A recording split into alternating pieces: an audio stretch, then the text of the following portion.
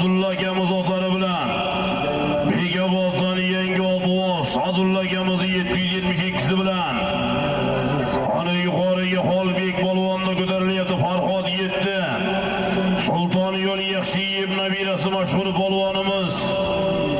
Yilgi mavsumda xudo xolasa chempion bo'lishib turayotgan polvonimiz Xolbek polvonni ko'tarildi.